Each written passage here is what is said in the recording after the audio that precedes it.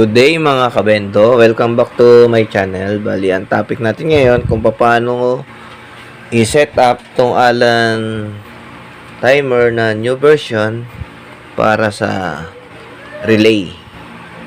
Gagamit tayo ng relay ngayon. Kasi sa nakarang vlog natin, yung Allen 1222 na new version, walang relay yan. Para lang yun sa mga computer. Ito naman, lalagyan natin ng relay para kahit yung mataas na motor, yung wattage niya, kakayanin. Okay, simulan natin. Okay, bali sa connection tayo. Bali, tinanggal ko na yung mga wire na kailangan natin. Tinabi ko na yung mga hindi kailangan. Bali, eto, kung mapupunan nyo naman, bali, yung mga wire na kasama ngayon sa Allen timer na 1222 na new version is makakapal na. Hindi na siya masyadong manipis. Bali, tatagal na siya. Hindi na siya basta-basta masusunog. Pero kung mataas pa rin yung wattage na ikakarga ninyo, susunugin pa rin. Kaya kailangan natin ng relay. Ang kagandahan lang nitong Allen timer na new version, meron na siyang connection ng external relay. Yan yung pangalawa. Yan. Kaya makikita. Yan.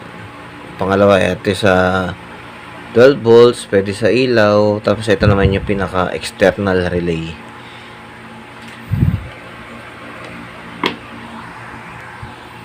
Bali, ito yung input niya. Kabit na natin. Pag tumunog naman, okay na yan. Ito naman, yung ating open and close. Normally open, normally close.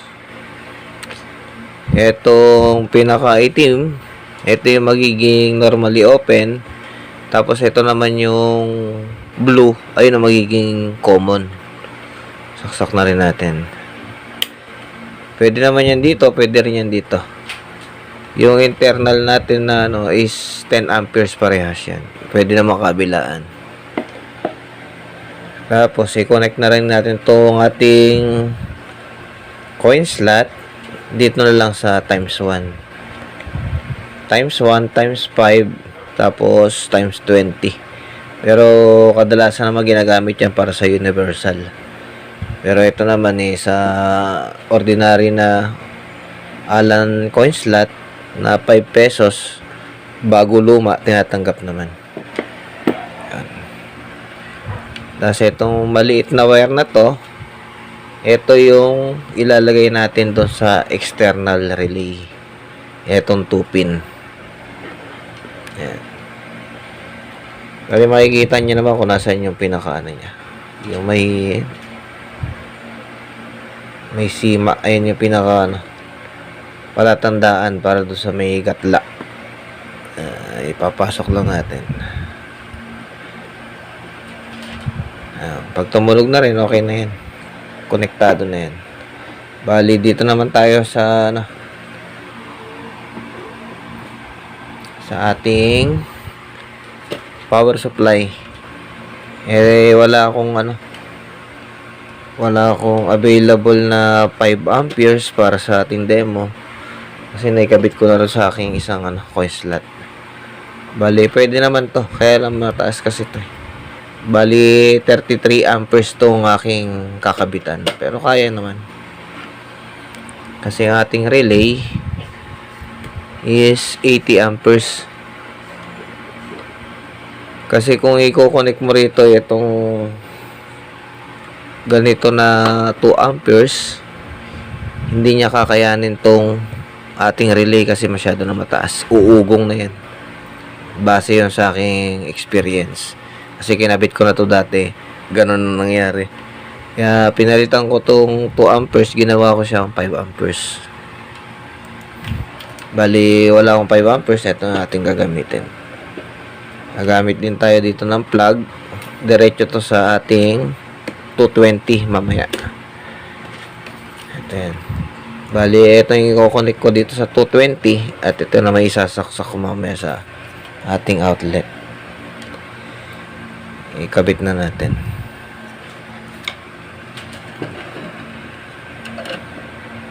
Ito namang ating 220. Wala naman tong problema kahit magkabaliktad kasi wala naman tong polarity.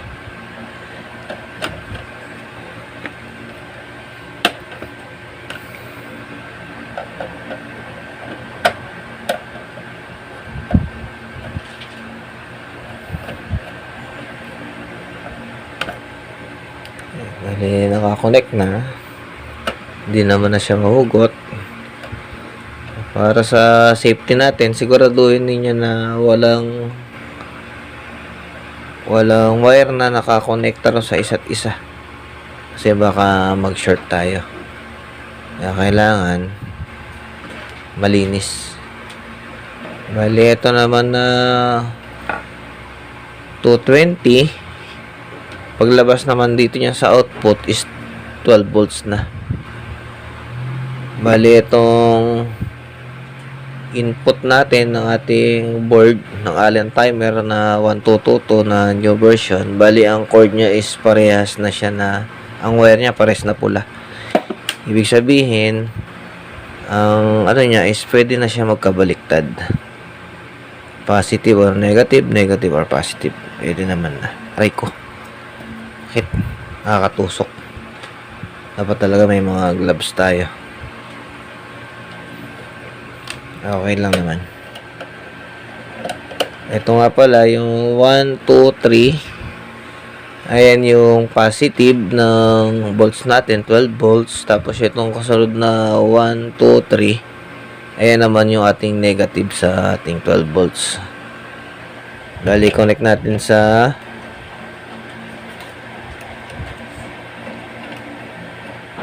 negative, sa positive sa unang linya. Tapos itong isa naman kailangan to sa pang-apat, 1, 2, 3 positive. Tapos dito naman sa negative.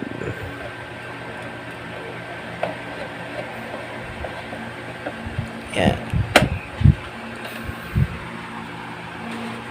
Bali, na-connect na natin. Bali, magkakaroon na ng power yung ating timer, yung ating board.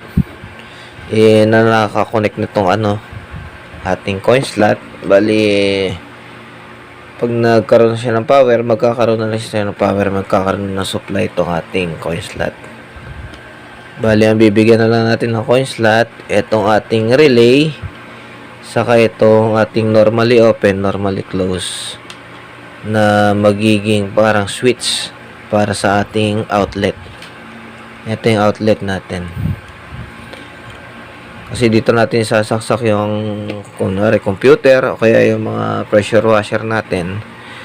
Para kung sakali maghulog ng coins dito, kunwari 2 minutes, tatakbo to ng 2 minutes dito, magbibigay siya ng power ng 2 minutes sa ating outlet. Kapag natapos naman na, maghihiwalay na normally open, normally close natin.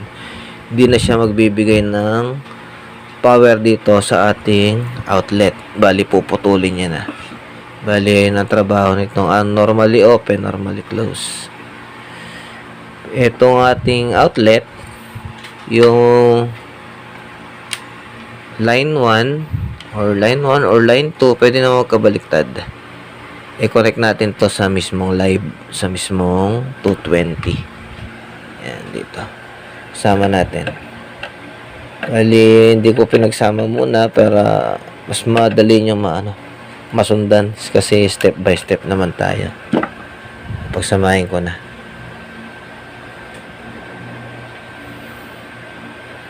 Ito namang video na to, ako naman newbie lang para sa mga ganitong bagay. Kaya pa-support na lang sa ating mga kabendo dyan. Bali, may connection na yung line natin ng isang sa ating outlet. Ngayon, papasok naman tayo dito sa ating relay. Itong relay natin, yung isang linya nito, pupunta rito sa isang outlet. Itong 30. Sorry. Excuse me po. Etong blue, ito yung 87.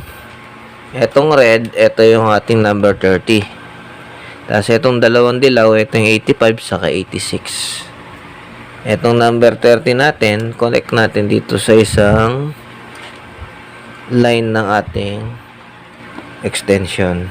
Connector lang din para di na tayo mag electrical tape.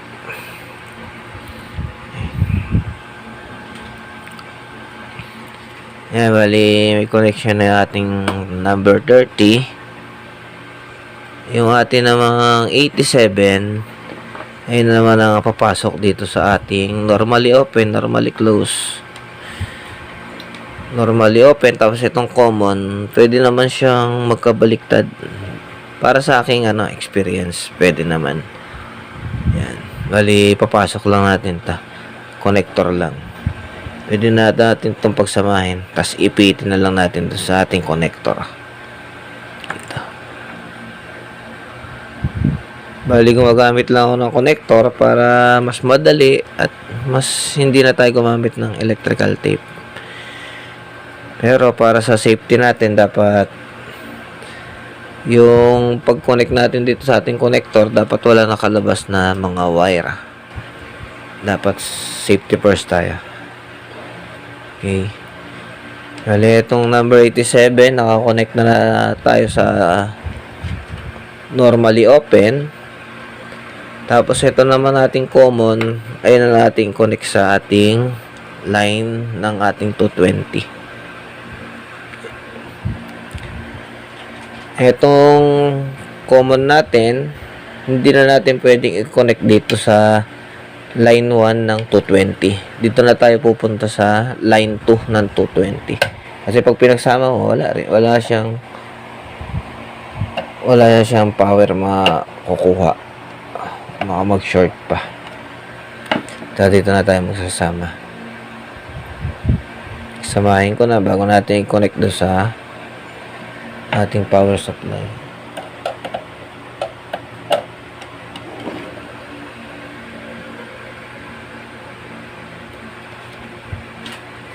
Dito rin, pagpasok natin, dapat hindi siya yung mga wire. Minsan kasi may naiiwan na wire na pwedeng tumawid dun sa kabilang terminal. Baka magkaroon tayo ng short. Okay, bali, ang naiiwan na lang natin, itong connection para dun sa ating external relay. Bali, ang naiwan naman dito sa ating relay, itong 86 at isang 85. Bali, ko-connect na natin siya dito sa mismo connector ng relay. Kung mapupunan nyo, napakanipis ng wire papunta ro sa relay.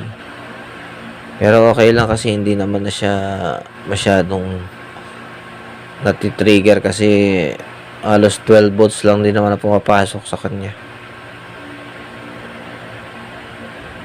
Hindi kagaya pag mga 220, yung ganitong wire hindi niya basta-basta kakayanin. Pwede masunog.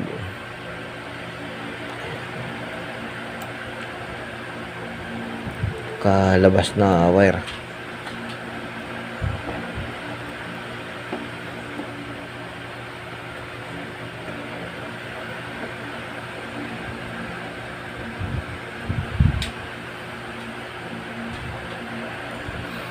Dali, okay na. 85, 86, pwede naman magkabaliktad. Kasi itong relay ko parehas naman din siya dilaw. Pero ang number niya, ayun talagang pinaka sinusundan din natin. 86, 87, 86. Ayun yung ginagamit ko para sa positive ng relay. Tapos yung 85 ang negative. Pero pwede naman magkabaliktad. Based on my experience lang din. Bali, yan na, okay na. Naka-connect naman na tayo. Bali, reviewin muna natin bago natin siya isaksak sa 220 para sure tayo. Itong plug natin, nakakonect dito sa line 1, line 2 ng ating 220. Tapos mag-output siya ng 12 volts papunta dito sa ating board. Connecta line 1 positive, line 2 ng negative. Line 1 din ng positive. Line 1 ng positive, tapos line 1 din ng negative. Tapos pagpasok dito, magkakaroon ng power yung board natin. Magkakaroon na supply itong ating Allen coin slot. 5 pesos lang yung new and old coins na 5 pesos. Tapos itong ating normally open, nakakonekta na to sa number 87 ng ating relay. Tapos yung common, nakadirekta naman to sa line ng 220. Diretso na siya sa may 220. Tapos yung ating number 30 ng relay, papasok dito sa isang linya ng ating outlet. Para siya magkaroon ng power, siyempre yung isang linya dapat gagapang dito sa line 1 or line 2 ng ating 220. Pero siyempre dapat hindi sila magkasama para magkaroon ng supply ating outlet. Okay, bali trial tayo, bali sasaksak ko. Kakaroon tayo ng pan-testing. Ito, yan, electric pan natin. Yan. Bali, hindi ko muna siya isasaksak. Papaganahin muna natin yung ating inassemble.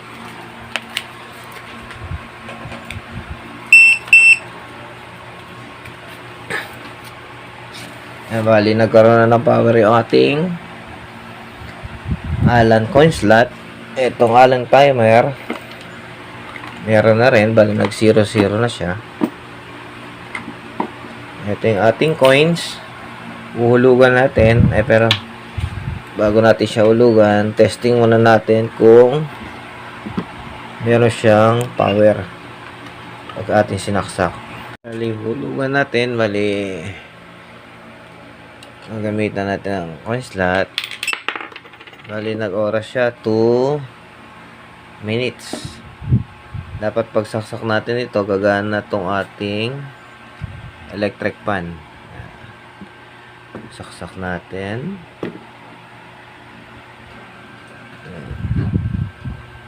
Bali, may connection na. Ito yung ating switch. Pinatay ko. Buhayin ko. Bali, ito yung nakakonnection sa ating outlet. Bali, pag natapos yung oras niya na 1 minutes and 25 seconds, ikakat na ng ating normally open, normally close yung ating supply dito sa ating extension. Bali, ganun lang yung pag-connection ng ating relay para sa ating Allen 1222 na new version. Mas madali, mas pinadali nila. Kasi dati mas marami pang wiring kaysa sa ngayon na new version. Kasi meron na siyang sarili na connection ng ating external relay. Itong pangalawa. Tingnan natin kung mamamatay.